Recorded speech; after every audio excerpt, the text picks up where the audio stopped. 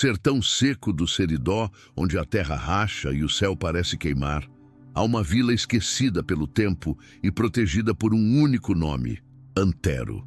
Ninguém sabe de onde ele veio. Só sabem que onde há uivo, ele chega antes do dia. E onde ele passa, o mal deixa de passar. Em Pedra Branca ninguém fala muito sobre o que aconteceu em 1923. Mas se você sentar com um velho à sombra de um umbuzeiro, ele talvez conte com a voz baixa, os olhos longe e o rosário apertado na mão. A história do homem que enfrentou o que nem o padre ousava nomear. Pois é, meu filho, sente aqui na sombra do umbu e escute com paciência que história de lobisomem não se conta correndo. Não, se atravessa devagarinho, como quem caminha num lajedo quente, olhando onde pisa, para não acordar o que dorme embaixo da pedra. Eu já lhe disse que era lá pros lados do Seridó, década de 20, tempo de seca braba e vento de poeira rangendo no dente. Mas Pedra Branca sempre foi assim. Um tanto de casas de barro arrumadas em volta da igrejinha de São Severino. Quintal com galinha magra, menino de pé rachado, cachorro esparramado na sombra e um silêncio que pesava mais que o calor. Meu filho, um silêncio que grudava na pele, feito sebo de carneiro. O sol batia nas rochas até elas ficarem com a cor do fogo apagado. Os mandacaros ficavam de sentinela, braços para o céu. E o chão, esse chão era um couro esticado pelo sertão, estalando a cada passo. O povo de Pedra Branca sempre foi de pouca prosa e muita reza, desses de colocar a ruda atrás, da orelha e faca virada para baixo na cabeceira da cama, de não assobiar depois do Ângelus e não varrer a casa no escuro com medo de varrer as almas. Mas naquele ano, minha gente, naquele ano, o medo ganhou casa e tomou café conosco. Começou com uma vaca, que amanheceu com a barriga branca de faca, só que a cerca estava fechada e o cadeado sem marca de arrombamento. Seu Venâncio, o dono, jurou que ouviu de madrugada um choro de criança misturado com um ronco de porco, e a mulher dele dizia que era vento aprontando com a cabeça do velho. 2 dias depois, o cão de guarda Dona Fátima sumiu sem deixar pelo no terreiro.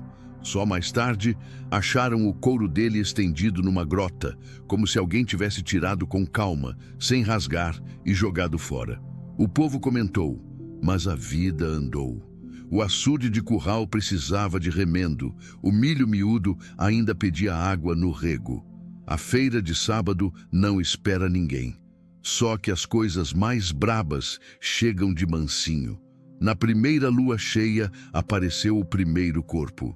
E, eu que lhe falo aqui com estes dedos tortos de velho, eu vi com meus olhos. Vi antes do padre rezar o último terço. Era um vaqueiro jovem, bom de laço, chamado Inácio do Carmo, um cabra que ria com o rosto todo e tocava sanfona no São João. Encontraram ele deitado de barriga para cima numa vereda, a camisa rasgada por um rasgo que não parecia faca de gente nem dente de onça. Era como se uma mão grossa de unha comprida tivesse entrado no peito dele e mexido lá dentro. O curioso, e é aí que o cabelo arrepia, é que a trilha em volta tinha marcas de 2 patas, não 4, 2, grandes, fundas, pegada de quem anda direito como pessoa, só que pesada demais e com os dedos abertos como garra.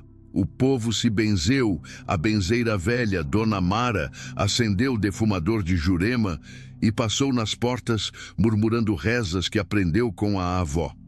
E o padre Hilário pediu que ninguém saísse de casa depois das 6. Mas o Seridó, meu filho, tem o seu calendário de assombro e a segunda lua não pediu licença para nascer. Foi redonda e olho de prata no céu. E no outro dia, o irmão de Inácio, o quieto Bernardino, foi encontrado na beira do açude de seco, a cara virada para o barro, as costas talhadas, como se tivesse dormido num tapete de garras. Não tinha nenhum bicho por perto. Os urubus só rondavam de longe, como se tivessem medo do que ainda estava ali agarrado no ar. Aí a coisa azedou de vez. Ninguém mais deixava cachorro solto. Ninguém mais colhia água depois das 6, e as janelas, que já eram tímidas, viraram olhos fechados. Eu lembro do barulho dos ferrolhos, um a um, cada casa com seu rangido, como se a vila inteira respirasse leve e prendesse a respiração até o galo cantar. A feira mirrou, a farinha subiu de preço e até o carcará apeceu mais baixo. O terceiro foi um homem de fora, um tropeiro de passagem que ninguém sabia o nome, só chamavam de o Paraíba, porque o sotaque dele puxava para o lado do Curimataú. Deitaram ele num lençol na sacristia, com uma vela em cada canto, e o padre com a testa suada falou para o povo: "É o bicho!" E puxou mais ave-marias do que gente sabe decorar. "E as línguas, moço? As línguas que a gente só vê quando elas já comeram demais?" Foram elas que começaram a dizer que isso era coisa da quaresma mal comprida, que quem come carne na sexta vira coisa, que menino batizado de tarde nasce com sombra torta, que sétimo filho de mulher sem padrinho bom vira lobisomem se olhar a lua através do fundo de uma cuia. Cada casa tinha um remédio, cada mulher tinha uma simpatia. Se enterrava tesoura aberta na porteira, se pingava azeite de mamona nas cruzes de pau, se amarrava fita vermelha no pescoço do menino contra quebranto, e até o sino da igreja, velho de tanta reza, batia antes do tempo, uns 3 toques secos que gelavam a espinha de quem estava com a mão na massa. Eu mesmo, naquela época, era novo, mas já tinha um medo antigo, espiando por trás dos olhos. Carregava no bolso um santinho de São Jorge e um dente de boto que um compadre trouxe da beira do Jequinhonha. Estas coisas de sertanejo que misturam fé e sorte. E olhe, não era medo de onça não. Onça dá rastro, dá rumor. A gente conhece a graça dela no mato. Isso que rondava a vila era diferente. Era um silêncio de cova. Um friozinho que passava no meio do peito, mesmo com o sol aceso, e deixava a gente com vontade de falar baixo, como em velório. Na 4ª lua cheia, que foi a lua mais redonda que estes meus olhos já viram, caiu o filho do ferreiro, o rapazinho que gostava de sentar no batente e afiar prego por esporte, desses de mãos negras de carvão e riso fácil, um que tinha sumido uns dias antes, e o povo falava que tinha ido para a cidade grande tentar melhoras, pois não tinha ido não. O que acharam naquela madrugada debaixo da gameleira foi um corpo que ainda tremia de recente, o pescoço marcado com as tais garras, o peito rasgado como os outros e, coisa que eu não esqueço, o trinco do curral dele forçado por fora, como se alguém com juízo e mão de gente tivesse aberto, chamados os bichos e feito barulho para despistar. Foi aí que o comentário mudou de feição. Até os mais teimosos começaram a dizer que não era onça, nem homem ruim da caatinga. Era outra coisa. Coisa de alma presa em pele de bicho, coisa que a luz não gosta de ver. Os cachorros, quando a noite vinha, iam se enfiando debaixo das camas, chorando baixinho, com o rabo entre as pernas. As galinhas, que são bestas, se ajuntavam num canto e calavam, nem sapo fazia farra. E quando o uivo vinha, porque o uivo vinha meu fio, e ele vinha como se saísse de dentro da terra. Não tinha peito de homem que não desandasse a suar, nem santo no altar que não parecesse. Olhar por cima do ombro. Quem ouviu, ouviu. Era um uivo separado em 3 partes. Primeiro vinha um lamento de viúva, depois um estalo de raiva e, por fim, um sopro comprido, arranhando as orelhas, que dava vontade de você se meter debaixo da mesa e pedir para esquecer o próprio nome. Nesse tempo, o padre Hilário envelheceu uns 5 anos numa quinzena. Até a batina parecia pesar mais nas costas dele. O velho padre era duro de fé, desses que não se assustam com as piadas da vida. Já tinha visto seca, peste e rapaz degolado em briga de faca na porta da igreja, mas aquilo mexia de outro jeito. Ele chamava a gente na beira do altar, falava firme, fé e cuidado, e nos mandava para casa com a bênção curta, porque não queria ver ninguém rodando a vila depois do escuro. E a benzeira, Dona Mara, que tinha mão boa de tirar cobreiro e, dor de cabeça, começou a se esconder. Quem ia lá pedia benzedura para o sono dos meninos, para o assombro que os meninos tinham na rede. Ela benzia sim, mas sem olhar no olho, e botava um ramo de alecrim na mão da pessoa e mandava queimar no braseiro todo dia, rezando os nomes dos santos em ordem contrária, sem tropeçar, senão estragava a reza. E teve gente que ouviu conversa na venda que isso era castigo de promessa esquecida, que o pai do ferreiro lá atrás tinha feito um trato errado para sobreviver a uma fome que tinha surrupado o santo, que tinha mexido na terra do Beco Velho, onde o pessoal dizia que tinha cova de mal-nascido. Eu não sei não. Choro de sertão tem mais causa do que água de goteira, que a gente acha que vem do telhado e às vezes vem é do cano. Só sei lhe dizer que no dia que enterraram o filho do ferreiro, com a pressa de quem quer acabar logo, o sol resolveu escurecer. Um tiquinho antes da hora, as galinhas dormiram cedo e o vento parou de conversar com as folhas.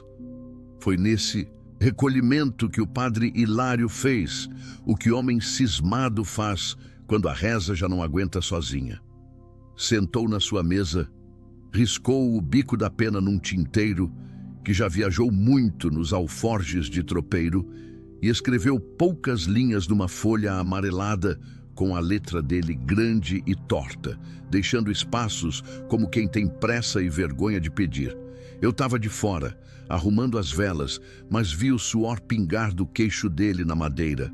Vi a mão tremer e ainda assim não parar.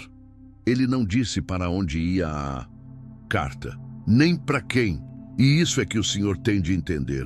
O velho padre sabia de coisa que a gente novo não sabe. Nome de gente que anda de noite por serviço que não é de polícia, pois a polícia não gosta do que ela não entende. Ele dobrou a carta, pôs um fio de barbante, firmou com a própria cruz tremida. E quando um tropeiro apareceu, desses que conhecem mais estrada do que santo conhece, reza, ele chamou o homem no canto, apertou a carta na mão calosa dele e falou: "Não pergunte nada. Vá ligeiro. Isso é para as bandas de onde o vento vira andejo." Palavras que na hora não fizeram sentido, mas hoje eu penso que vento nenhum leva recado sem saber o caminho. O tropeiro sacudiu a cabeça, guardou no alforge, montou no cavalo sem olhar para trás e foi. A vila ficou parada, eu juro, como se tivesse prendido o fôlego. E aí, meu filho, a gente esperou. Esperou com o ouvido ligado, com os olhos nas frás, com faca debaixo do travesseiro e fé mascada na boca. O tempo no sertão é bicho, teimoso, ora corre, ora empaca. E quando a gente quer que ele corra, ele senta no meio da estrada e fica olhando a gente com cara de cabra. Mas aquela espera teve gosto de metal na língua. Ninguém mais tocou sanfona, ninguém mais cantou moda. E até menino, que é bicho que inventa alegria no chão duro, se calou, desenhando cruz com graveto na poeira do quintal. Eu lembro de Dona Fátima, com os olhos fundos polindo o prato sem parada. Lembro de seu Firmino, benzeiro de cobras, martelando um prego com raiva, como se fosse a cabeça do mal. Lembro de mim, que fui dormir com a vela acesa, coisa que mãe minha jamais deixou, e a vela chorando como se fosse lágrima. E na beira da mata, naquela divisa de mundo onde a catatinga começa a falar outra língua, tinha uma luz que às vezes piscava como lampião distante, e os mais velhos diziam que era olho de bicho. Mas os bichos, naquela fase, tinham desistido de encarar o clarão do céu. Foram 3 noites e um tanto de reza, e a lua lá em cima, feita uma moeda de prata que não se gasta, olhava por cima do ombro das nuvens como quem vigia terreiro. Eu, que não era de enfiar conversa no ouvido dos outros, fiquei com a cabeça raspando o telhado, pensando se o santo ouviria mesmo e se a carta acharia o dono. Mas tudo tem seu tempo. Até medo cansa de ficar de pé. E naquela madrugada que eu vou lhe contar melhor depois, o barulho de casco chegou antes da figura, e eu juro que a terra pareceu respirar aliviada no primeiro tropel. Só que isso, Filho, isso é conversa para outra volta do rosário. Agora, o que o senhor precisa guardar é que antes de aparecer homem nenhum na estrada, a gente já tinha sido comido por 4 luas e 4 mortos. E o padre, com a coragem que só o medo ensina, mandou o chamado que nenhum de nós ousou dizer em voz alta. Pois bem, meu filho, guarde na memória o silêncio que tomou conta de Pedra Branca, porque foi nesse silêncio que ele chegou. Já passava da 3ª noite depois da tal carta, quando o tropel se ouviu pela estrada de pedra. Não foi tropel ligeiro de cavalo cansado de viagem, não. Era compasso firme, cadenciado, como quem não tem pressa de chegar, porque sabe que o lugar já é dele antes mesmo de botar o pé. O povo todo ouviu, mas ninguém teve coragem de abrir porta. Espiavam só pelas frestas das janelas, segurando a respiração, porque naquele tempo qualquer ruído estranho era motivo de medo. O primeiro que viu foi o menino de Dona Fátima, um moleque curioso que se debruçou na janela e disse baixinho: "Mãe, olha, é um homem no cavalo preto." E era o bicho, vinha descendo devagar. O couro do chapéu brilhando de suor antigo, a sela rangendo como se tivesse 1000 léguas de história e o lampião balançando na lateral, jogando sombra no chão, feito alma solta. O cavalo, um negro retinto, parecia tão acostumado com a estrada quanto o dono, com os olhos refletindo um clarão vermelho de brasa quando passava perto da luz. O homem tinha um ar que eu nunca vi mais igual.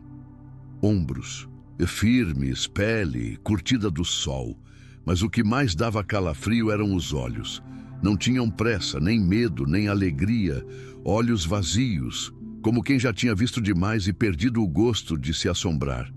Ninguém sabia de onde vinha. Os boatos começaram logo na mesma madrugada. Uns diziam que era jagunço fugido de briga de família, outros que era caçador de bicho grande, desses que seguem onça pelo cheiro. Mas teve quem murmurasse que ele não caçava bicho nenhum que tivesse rastro, que o ofício dele era coisa que nem polícia nem exército gostava de lidar. Ele não trazia rifle vistoso, como os homens do mato costumam. Não tinha uma espingarda antiga de cano riscado e ferrugem nos cantos, que parecia mais lembrança que arma. No cinto, um facão gasto com o couro do cabo marcado de uso e na sacola de couro batida de estrada, um peso que ninguém sabia do que se tratava. Quem reparou disse que a sacola fazia barulho metálico às vezes, como se guardasse ferro, corrente ou coisa pior. E foi sem pedir licença que ele entrou na vila. Não cumprimentou ninguém, não bateu palma em porta, não sorriu. Amarrou o cavalo no pé de umbu na praça, como se fosse costume dele, e entrou na pensão de Dona Fátima. Ela mesma me contou depois, com a voz baixa, que quando ele entrou, o ar pareceu descer uns 2 graus, e até o fogão de lenha que fervia café soprou a chama para dentro. Ele pediu um quarto. Só isso. A voz dele arranhava como pedra no chão, seco, grave, de quem não está acostumado a gastar palavra. Por 1 semana, disse, e foi a primeira vez que o povo de Pedra Branca ouviu a voz de Antero. Não se apresentou, não disse de onde vinha, não perguntou nada, só deu o nome, Antero. A mulher assentiu, entregou a chave e ele subiu sem olhar para trás. Nessa noite, meu filho, ninguém dormiu direito. O rumor correu mais ligeiro que vento em beira de serra. Chegou um homem estranho, tem cara de quem traz morte na algibeira, é jagunço, é enviado de Deus, é coisa pior. Até o padre Hilário, que já era de segredos, se fechou no quarto e passou a madrugada em oração, talvez porque soubesse mais do que a gente podia adivinhar. Mais supersticiosos juravam que Antero carregava sombra que não era dele e que o cavalo olhava demais para as pessoas, como se entendesse. Mas o que todos sentiram sem precisar de boato foi que a vila tinha mudado. Pedra Branca, até então, mergulhada em medo, ganhou outro tipo de silêncio. Não era mais o silêncio de quem espera o ataque, mas o de quem percebe que algo maior chegou. Não era paz, não era o peso de presença como quando uma tempestade ainda não desaba, mas o vento já torce o galho e o céu fica amarelo. Naquela noite, a lua se ergueu cheia de novo, redonda, um olho aberto espiando o mundo. O povo fechou as portas, trancou os ferrolhos, calou as galinhas e o silêncio voltou a pesar. Mas quando o uivo cortou o ar e cortou o comprido, rasgando até a espinha, não houve só medo. Houve também um rumor, porque junto com o uivo ouviu-se outro som. O galope cavalo de Antero.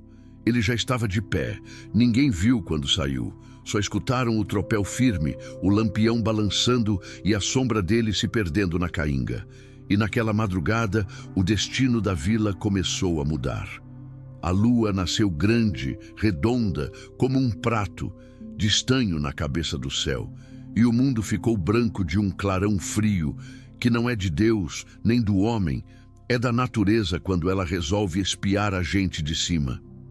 As janelas se fecharam cedo, os ferrolhos gritaram e as galinhas, burras como são, se calaram numa obediência que nem dia de procissão consegue.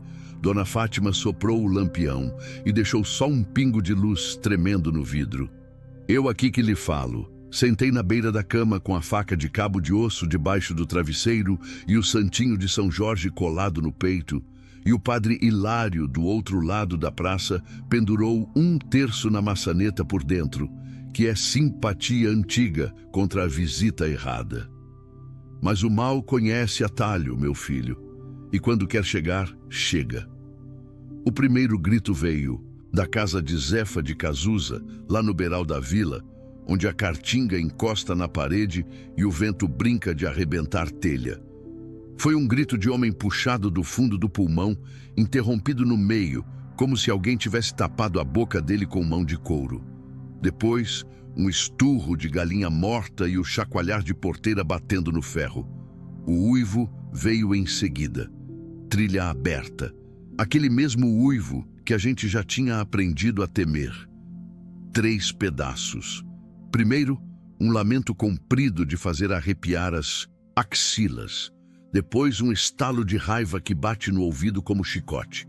E, por fim, um sopro longo que corre pelos corredores e entra debaixo das portas como se fosse vento de chaminé. A gente tremeu até o osso, mas o tropel cortou o uivo no meio. O cavalo de Antero saiu da sombra do umbu, nem flecha.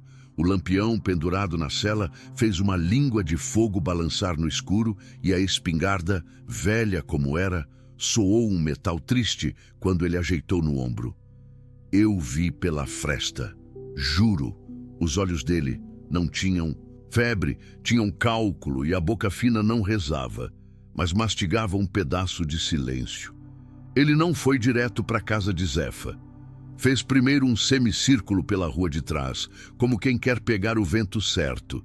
E isso é coisa de homem de mato. O rastro se lê com o nariz tanto quanto com o olho. Eu só entendi depois, quando ele mesmo me contou tempo mais tarde, na sombra do mesmo umbu. Disse que o bicho trazia um cheiro de ferro morno misturado com sangue de bicho novo, mais uma pontinha de vinagre, que é o ácido das coisas podres começando a falar. Esse cheiro não vinha de toda a criatura, vinha desse. E tinha hora que parecia oficina de ferreiro apagada. Podia ser coincidência, podia ser engano do vento, mas no sertão não existe coincidência, existe aviso. Chegando perto da casa, a porta não estava arrombada, estava aberta por dentro, com o trinco pendendo, e isso foi o pior de tudo. Zefa chorava num canto com o filho pequeno, agarrado na barra da saia. E o terreiro, meu filho, o terreiro, parecia encardido de sangue de galinha, como se tivessem jogado tinta.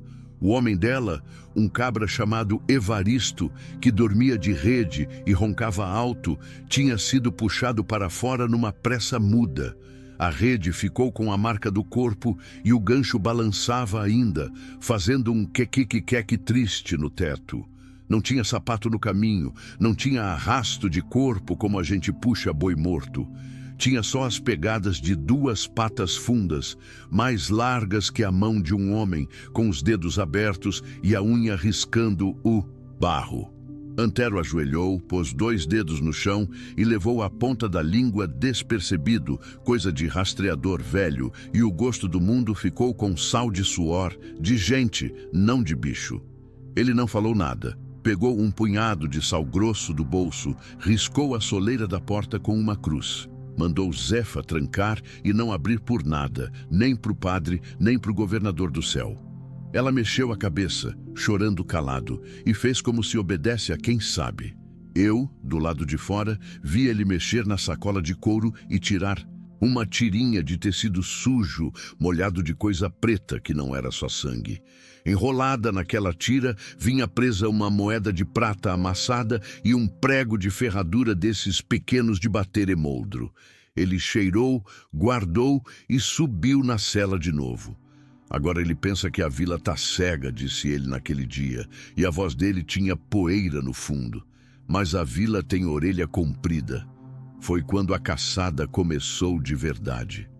O cavalo tomou a vereda da mata sem medo de espinho, conduzido por um freio leve, quase um afago. E Antero se debruçou no pescoço do bicho para ficar mais baixo que as pontas de Xique-Xique. O lampião, coberto agora por um lenço escuro para não denunciar demais. Fazia só um olho de brasa piscando a meia altura e foi guiado por ruídos miúdos que ele foi. Coisas que cristão não distingue, a corridinha de uma teio assustada, o bater de asa de um ã branco levantado fora de hora, o silêncio súbito da coruja buraqueira que cala quando a sombra grande passa. Eu fiquei até onde a coragem alcançou, quer dizer, até o começo do lajedo do morcego. E ali a terra parece chão de igreja de tão lisa e fria. A lua bate e volta, e a gente se vê como num espelho de pedra. Foi ali que eu parei, botando a mão na boca para não chamar, porque chamar seria chamar também a coisa que ele seguia. O resto, meu filho, o resto eu vim a saber pelos retalhos de palavra do padre, pelos olhos molhados de Zefa, pelos rastros no outro dia e por uma ou outra frase que Antero deixou escapar. Como quem não queria contar tudo. Diz ele que logo depois do laedo, o rastro se fez caprichoso. A criatura parava de propósito, voltava a pisar nas próprias pegadas, subia num tronco caído para não tocar o chão. Até parecia que tinha aprendido com gente ruim a apagar o que faz. Mas quem anda de bota não conhece a malícia do pé descalço, falou Antero. E eu entendi depois. O bicho, por ser bicho e gente, esquecia as trapaças do mato quando a sede de sangue subia. Ele deixou cair coisa. A primeira foi um fio, de crina pegado numa farpa de cacto, tão escuro que a luz do lampião não vencia. A segunda, um fiapo de pano de algodão cinzento, coisa de avental de trabalho, preso numa lasca do portão. E a terceira, e essa eu vi com meus olhos no outro dia, porque Antero me mostrou, foi um arranhão na pedra larga do laedo que tinha cravado um pedacinho de ferro como de limau. Isso não era rastro de onça, isso não era rastro de lobo de fábula. Isso era a marca de uma vida mal cruzada com outra vida. Antero seguiu o cheiro e os sinais, como quem lê um catecismo. Quando o vento mudou, ele desmontou e andou de lado, botando o cavalo para ficar atrás como escudo de carne, como quem respeita o bicho que lhe carrega, mas não o sacrifica de graça. A espingarda antiga, que eu achava que era lembrança, recebeu carga nova e eu soube depois com o quê. Não era chumbo comunzinho, era chumbo mexido com prata de moeda que ele mesmo raspou dias antes no caminho e guardou enrolado num papel de pão, esperando a necessidade. Prata limpa carne que não sabe mais ser carne, disse ele. E o jeito que falou me deu calafrio, porque não era crendice, era ofício. No bolsinho do colete trazia um rosário sem cruz. Eu reparei nisso e me deu na ideia que a cruz dele tinha virado pó de prata também. Mas isso é pensamento meu, que velho pensa o que não deve. A caçada entrou em Juremal fechada, a jurema preta que arranha a pele e entra a farpa como pecado escondido. O lampião pegou na cara dos espinhos, a chama bateu no vidro e por pouco não apaga. Ele soprou sobre a chaminé de leve, o brilho desceu e a noite ficou mais noite. Foi nesse fundo que ele ouviu um respirar pesado, não de quem corre, mas de quem espera. O bicho sabia que era seguido, e aí a história deu um nó. Porque bicho de duas naturezas faz coisa de gente. O uivo não veio da frente, veio do lado, do alto, como se a lua estivesse latindo. Antero entendeu. A criatura tinha subido no talo de um juazeiro velho, torto de anos, e dali esperava ele passar para pular nas costas. Só não pulou porque Antero parou um segundo antes e deixou o cavalo dar mais 2 passos sozinho. Foi quando o galho estalou e o que desceu não foi só peso, foi maldade de carne com unha. Ele rodou o corpo numa agilidade que não combina com a calma dele. Enfiou o facão no ar como quem entrasse uma cruz e raspou em costela de coisa. O grito que se ouviu não foi de bicho conhecido. Foi uma espécie de palavra quebrada, como se um nome antigo quisesse sair. O fedor subiu. Tinha cheiro de pelo molhado, de couro queimado e de homem febril. O cavalo empinou, mas se aguentou. Bicho bom aquele. E Antero puxou a rédea e enfiou a espingarda de lado, atirando sem mirar no peito de ninguém. Porque mirar naquela escuridão era pedir para errar. A pancada do tiro abafou o resto dos barulhos por um naco de tempo. Ouviu-se o impacto, um baque de carne na pedra e uma carreira pesada indo embora. 2 patas seguras, cada passada um tapa no chão. Ele não correu atrás como o menino no rastro esperou. Gente que vive já aprendeu que às vezes a coisa quer levar você para o lugar dela.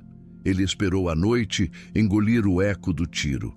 Aí sim foi caminhando devagar, tomando o rumo do sangue, que não era vermelho rubro, era quase escuro, grosso, e tinha uma película que brilhava ao luar como se fosse óleo. No caminho, percebeu os espinhos carregando pelos, e os pelos não eram tantos quanto se pensa. Às vezes, a pele parecia nua como de homem. O rasto levou para uma baixada que o povo chama Boqueirão de Santa Rita, que é uma boca de pedra, onde a água corre quando chove, coisa rara, e onde os sons não sobem de volta, ficam enrolados no fundo, feito cobra ali, até o grilo muda de tom. Ele sabia que ali ia ser a conversa final, mas não apressou o passo. Tirou da sacola uma correntinha fina, brilhosa, que poderia muito bem ter sido de santinha de pescoço, mas que no meio da escuridão virou laço de aço. Enrolou no punho, deixou cair uma volta no chão, como quem arma a própria armadilha, e benzeu o facão com um gesto curto, sem palavra.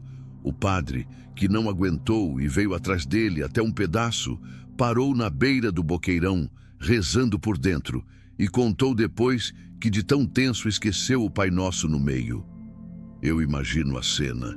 Meu fio, porque não estive ali, mas o corpo da gente entende a posição das sombras. Antero desceu 2 degraus de pedra. O lampião fez zigue-zague no ar e a escuridão mexeu. Não com vento, mas com intenção. O uivo agora não era mais chamado. Era resposta. O bicho respondeu ao homem e o homem respondeu com silêncio, que é a fala de quem sabe. Ele encostou as costas numa pedra fria, sentiu a umidade do musgo passar pela camisa e deixou o ouvido trabalhar. Um arrastar leve nas folhas, um respingo de sangue pingando num lugar que ele não via, o estalo de unha roçando na casca da árvore. Tudo isso dizia: eu estou aqui, mas não é onde você pensa. Ele levantou um pouco o lampião coberto pelo lenço e a luz correu no chão, lambeu a rocha. Encontrou a marca de uma mão enorme com calo na base do polegar, calo de ferramenta. Eu sei que essa imagem é que fez o estômago dele virar pedra, porque bicho de unha não tem calo de ferramenta. Quem tem calo de ferramenta é homem que bate ferro, homem que torce metal, homem de oficina. A moeda de prata dentro da carne do monstro reluzia às vezes como o olho de peixe. Ele viu um brilho rápido e soube que o tiro tinha entrado raspando e deixado um presente. Vai doer quando voltar, ele pensou. E o pensamento sozinho já era uma pena. Mas pena naquela hora é luxo que mata. O vento entrou pelo boqueirão como sopro de sanfona mal tocada e a sombra maior se soltou do chão. Não foi salto todo, não. Ela se ergueu primeiro os ombros, depois a cabeça e os olhos. 2 carvões que não acendem, mas refletem o fogo dos outros. Ele sentiu o peso da noite mudar de lugar e a mão que segurava o facão não suou. Ficou seca, dura, como se a pele tivesse virado o couro de arreio. O primeiro avanço da criatura foi de lado, tentando pegar a costela. Isso até onça sabe fazer. E Antero girou o pulso, deixando a lâmina cantar curta, tirando lasca de silêncio e de pelo. O bicho recuou um passo colado na pedra e o rosnado veio com cusparada quente que cheirava a febre antiga da boca. Meu fio não saía só baba, saía um quase som de palavra, como se a língua no meio daquele facho de dente ainda lembrasse do ofício de falar nomes. E foi nesse quase som que eu senti longe do boqueirão dentro de casa, vontade súbita de chorar por alguém que eu não sabia quem era. Tem maldição que tem nome de gente, a gente é que finge que não ouve. O lampião deu uma espalhada de luz, bateu na parede do boqueirão e voltou no rosto de Antero, fazendo um halo torto. E ele viu refletido, não o medo, mas o cansaço de quem faz um trabalho que ninguém agradece. Ele soltou a correntinha, que fez um som de cobra metálica no chão, e deu um passo à frente, chamando o peso para ele. Vem, disse baixo, como se chamasse um burro teimoso para o curral. A criatura respondeu com um rasgo de ar, um sopro tão forte que a chama do lampião quase deita. E foi aí, meu filho, que o mundo segurou a respiração, porque a noite tomou fôlego e de dentro dela o que era bicho e era homem ao mesmo tempo. Baixou a cabeça e veio numa vereda só, 2 patas, garra aberta, sombra querendo virar carne no corpo de outro. O que aconteceu no próximo segundo é conversa de próxima, volta do rosário, porque é no estalo entre o passo e a mordida que a sorte da vila foi decidida. O boqueirão respirava junto da criatura, como se a pedra tivesse virado carne para guardar o segredo do que ali acontecia. A noite não era silêncio, era espera. O primeiro salto do lobisomem foi como raio. 2 metros de sombra arrancada do chão, garras abertas, o bafo quente de febre e sangue queimando o ar. O facão de Antero riscou a escuridão com precisão de quem não luta pela primeira vez. Bateu de encontro à garra, arrancou fagulha como ferro contra a pedra e o som que se ouviu não era de batalha comum, era de maldição se estraçalhando. O bicho rodopiou, caiu de lado, mas não fugiu. Voltou com ódio e o peso daquilo no chão fez a terra estremecer como se fosse trovão seco.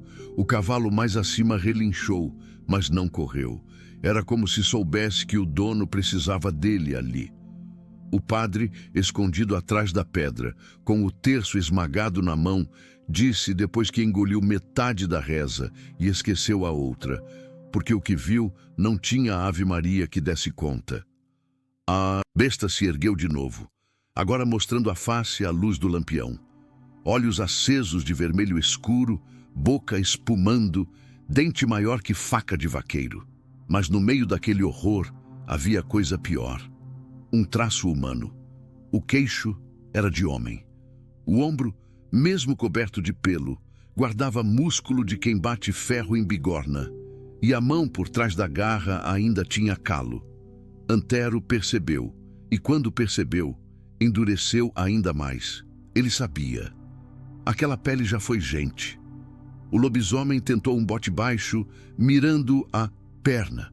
Antero recuou 2 passos, deixou o corpo virar sombra e, quando a criatura avançou, enfiou a corrente de prata no ar, como quem laça no ovilho. O metal pegou de raspão no braço peludo e o grito que veio não era animal nem humano. Era uma mistura que fez o padre tremer até os dentes. A carne queimou onde o laço encostou e o cheiro foi de couro chamuscado. A fera enlouquecida pulou sobre o caçador, derrubando-o contra a pedra. A espingarda caiu, escorregou pelo chão e a chama do lampião quase se apagou. A luta virou e corpo a corpo, brutal, sem medida. O lobisomem urrava com saliva grossa, tentando cravar os dentes no pescoço dele. E Antero segurava com o braço esquerdo, enquanto com a direita procurava o facão que tinha caído a 1 palmo de distância. O ferro raspava no chão, mas não vinha à mão. Foi aí que o cavalo, como se entendesse a ordem não dita, bateu o casco no chão e o eco acordou Antero. Com um giro, ele empurrou o corpo da fera, rolou no barro e agarrou o facão de novo. O golpe seguinte foi de baixo para cima, um arco brilhante que pegou no peito do monstro. O urro ecoou pelo boqueirão como trovão, e o padre jurou depois que a lua ficou turva no mesmo instante. A fera recuou, sangue escuro escorrendo, mas não caiu. Deu 2 passos trôpegos apoiada nas patas, como se ainda fosse capaz de pensar. E foi nesse instante que Antero viu o rosto atrás da pele. Não era só bicho, era feição de rapaz. O queixo marcado, a boca tremendo, como se fosse dizer palavra. Aquele instante congelou tudo. O caçador baixou um fio o facão, como se a pena quisesse pesar mais que a lâmina. Mas foi só um sopro, porque o lobisomem voltou com raiva dobrada, arrastando a sombra sobre ele. O tiro ecoou nesse segundo.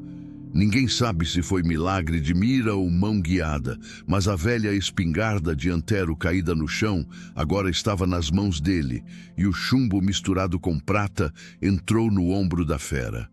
A pancada foi tamanha que o monstro cambaleou, bateu contra a pedra e deixou no lajedo a marca de unha funda como cicatriz de fogo. O silêncio caiu logo depois, só o gemido do vento passando pelo boqueirão. Antero não correu até o corpo. Caminhou devagar, o facão na frente, o lampião iluminando um rastro de sangue escuro que parecia tinta. A criatura ainda respirava arfando, os olhos já sem tanto vermelho, mas com brilho humano. Tentou erguer a mão como se pedisse ajuda. Antero se agachou perto, olhou dentro daqueles olhos e murmurou baixo, como quem confessa pecado. Você ainda é gente, mas só até o sol nascer. O padre escondido chorava sem querer. Chorava porque reconhecia na feição do bicho o rosto de alguém da vila, mas não ousava dizer. O caçador amarrou a criatura com a corrente de prata firme, cruzando braços e pernas, e o peso do corpo parecia ainda maior do que o de homem ou de bicho. O cavalo desceu devagar, como quem já sabia do destino, e Antero, com a calma de quem, em terra morto sem choro, jogou a fera amarrada sobre a sela. O lampião tremia, o facão pingava sangue que o chão não queria beber e a lua alta parecia vigiar o caminho. Ele olhou uma última vez para o padre, que ainda rezava em silêncio, e disse só: "Volto antes do sol." E sumiu na mata. Pedra Branca naquela noite dormiu com o coração parado, sem saber que a história já tinha mudado de rumo. A madrugada em Pedra Branca nunca foi tão longa, meu filho. O galo ensaiava o canto, mas não tinha coragem de abrir o peito. As galinhas caladas se amontoavam como se fosse domingo de tempestade. Os cachorros, coitados, se encolhiam debaixo das camas, ganindo baixo sem latir. E cachorro que não late é presságio. Ninguém dormiu. Cada casa da vila respirava por frestas, os olhos colados nas tábuas, esperando o barulho de casco voltar. O padre Hilário, com os joelhos em sangue de tanto rezar ajoelhado na pedra da sacristia, só pedia: "Senhor, se for da tua vontade, que este mal acabe hoje." E como resposta, o vento calou de repente. O silêncio foi quebrado pelo tropel. Primeiro, longe, depois perto e, enfim, na praça, quando o cavalo negro apareceu sob a lua já cansada. Mas o que trazia na sela fez o povo gelar até o osso. Amarrado, com corrente de prata pendurado de lado, vinha um corpo desforme, peludo, imenso, com as patas cruzadas sobre o peito como defunto. O lampião preso na cela iluminava aquela visão com cor de fogo. E Dona Fátima, que foi a primeira a enxergar, desmaiou na porta da pensão. Os homens se reuniram. Os mais corajosos chegaram perto, mas Antero desceu do cavalo com o facão ainda sujo de sangue e disse num tom que cortava mais que lâmina: "Ninguém toca, é bicho morto." Mas já foi gente. O padre chegou mancando, o rosário enroscado na mão trêmula, aproximou-se e fez o sinal da cruz. O povo se benzia, outros choravam, e foi então que a lua, como testemunha cruel, começou a mudar a cena. O corpo do lobisomem sob a luz fria tremia. O pelo grosso caía em tufos, como lã arrancada. O focinho foi encolhendo, os ossos estalando, o peito desabando. Para dentro, as patas se encolheram. Os dedos cresceram de volta e, diante dos olhos de Pedra Branca, o monstro se desfez em homem. Era o filho do ferreiro. O mesmo que todos juravam que tinha fugido para a cidade. O mesmo que sumira sem deixar rastro na segunda lua. Estava ali nu, a pele marcada de arranhões e queimaduras, o ombro furado pela bala de prata, e no rosto não havia ódio. Só um resto de menino perdido com a boca aberta sem força, como quem pede perdão, mas não encontra palavra. As mulheres gritaram, uma velha caiu de joelhos. Os homens se entreolharam, mas ninguém ousou falar. O padre Hilário se aproximou, botou a mão no peito do rapaz e fechou os olhos. Era ele, disse, era o ferreirozinho. O povo se arrepiou inteiro. Uns começaram a murmurar: pacto, pecado. Outros choravam porque lembravam do menino pequeno que brincava com barro no terreiro. Foi então que Antero falou e as palavras dele caíram feito pedra. Maldição não nasce de graça, sempre tem raiz, ou promessa. Quebrada ou sangue derramado na hora errada. Esse aí herdou. O padre respirou fundo e completou. O pai dele, muitos anos atrás, na grande seca, fez promessa que não cumpriu. Jurou à sombra da cruz que daria um filho ao santo. Mas quando nasceu, o menino não batizou no tempo certo. Ficou guardando para depois. E depois nunca veio. O silêncio caiu sobre a praça. As crianças choravam sem entender. As mulheres se agarravam nos terços. Antero acendeu um cigarro, tragou devagar, olhando para o corpo, nu. Agora só um rapaz morto, não mais fera. Se enterrar aqui, o mal volta. Eu levo. Vou por longe, onde ninguém tropece, porque quem toca chama de volta.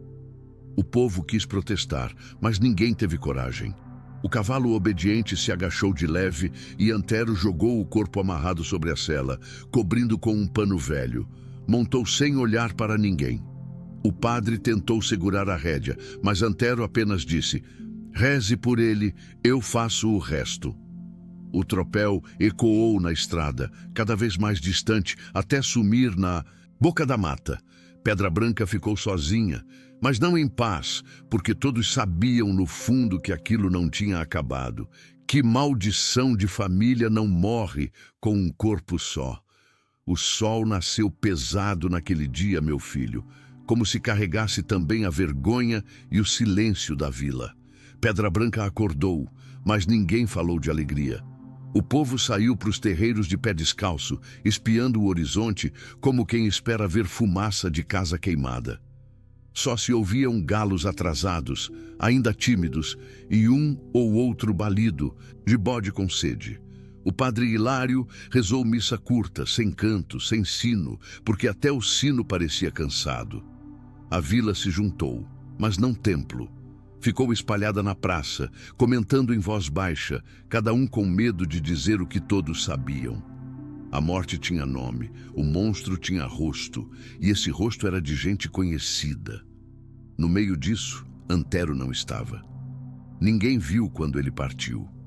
Só o cavalo negro deixou a marca do casco ainda fresca na saída da estrada. E foi pelas falas que sobraram depois que a gente soube. Ele levou o corpo para bem longe, onde a pedra não guarda eco, onde nem urubu gosta de pousar. Fala-se que cavalgou a noite inteira, a lua apagando atrás dele e que o lampião oscilava feito estrela no rastro do sertão. Ninguém acompanhou, ninguém ousaria. Enterrou o rapaz num grotão ermo com corrente de prata junto ao peito e cruz de madeira sem nome. Dessas que a chuva carrega com o tempo. Disse a quem perguntou depois que não era para rezar pelo morto, era para rezar pelos vivos, porque a maldição tinha raiz, e raiz não se corta com uma paz só. Pedra Branca respirou de novo nas semanas seguintes. O galo voltou a cantar antes do sol. Os cachorros, ainda com medo, começaram a latir de novo. Criança correu descalça no lajedo quente e até Feira voltou a ter risada. Mas não era como antes. Não podia ser. A lembrança do que viram na praça não saiu da cabeça de ninguém. O filho do ferreiro, menino risonho, tinha virado bicho. O padre dizia que era castigo de promessa. As velhas diziam que era feitiço de quaresma mal cumprida. E os homens preferiam não dizer nada. Cada um se calava à sua maneira. Dona Fátima nunca mais deixou o portão destrancado depois das 6. Seu Venâncio acendia a vela em todo o canto de casa, como se fosse santo de cada quarto. E as crianças, quando viam lua cheia, não brincavam. Na rua, se escondiam debaixo da cama, rezando de memória. E Antero, meu filho, Antero não ficou. Quando voltou do enterro, não entrou na vila. Parou o cavalo na beira da estrada, olhou de longe, tragou um cigarro e seguiu viagem. Não deu adeus, não recebeu agradecimento, foi embora como veio, silêncio e poeira.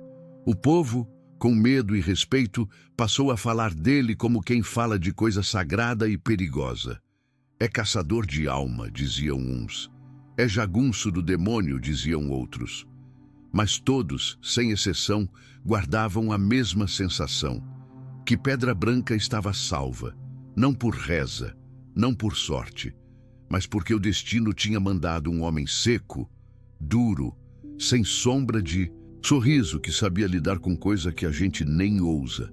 Nomear desde então toda a lua cheia, o povo da vila ainda fecha as portas, não por medo, mas por respeito. Cendem vela nas janelas, rezam baixinho e lembram. Houve um tempo em que o mal caminhou em 2 patas por Pedra Branca e houve um homem que o amarrou. E toda criança, quando pergunta quem era ele, escuta sempre a mesma resposta dos velhos. Chamava-se Antero e ele ainda cavalga por outras terras seguindo o uivo. Porque, meu filho, cada vila tem medo de um dia precisar dele de novo. Se inscreva no canal, deixe seu gostei, seu hype e um comentário.